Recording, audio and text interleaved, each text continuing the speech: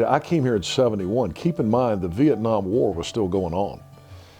Nixon got us out of Vietnam, announced in '72, I think, that we were finally going to pull out of Vietnam.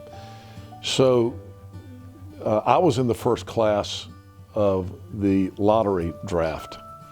There were a lot of people that were worried about where their number was going to come up in the draft.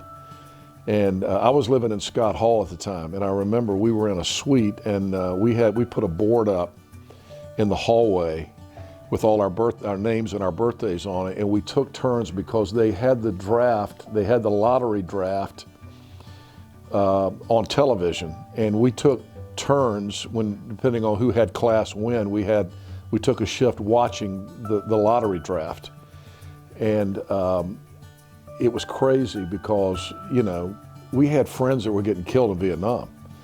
I had friends that were killed in Vietnam.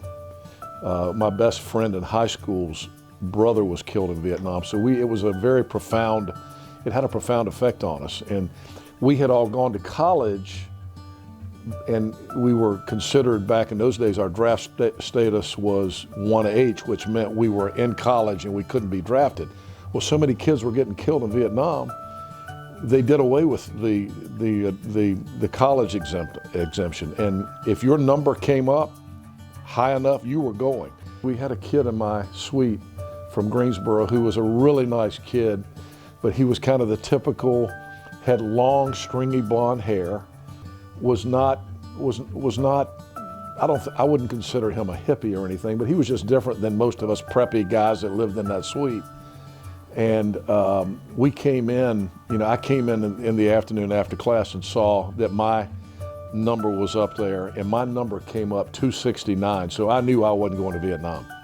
But I mean, if you can imagine, if your number came up high enough, you knew you were going to Vietnam.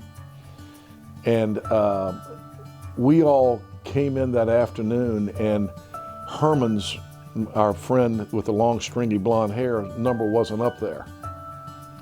And we came into the suite, and I asked, I'm like, well, why is Herman's number not up there? His door was shut and locked. His number came up number 1. So my suite mate, we knew he was going to Vietnam. And so we were knocking on his door and he was like, I'm okay, I'm talking to my mom. I'm okay, I'm talking to my mom.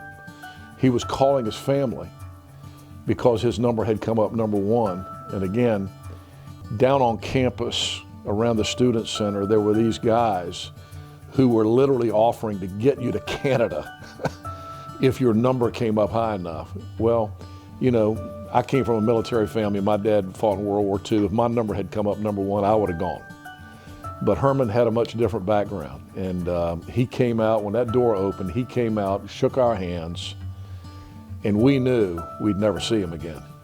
And he walked out of the suite that night, and we didn't. We never heard from him again, but I guarantee you he was in Canada by the next morning.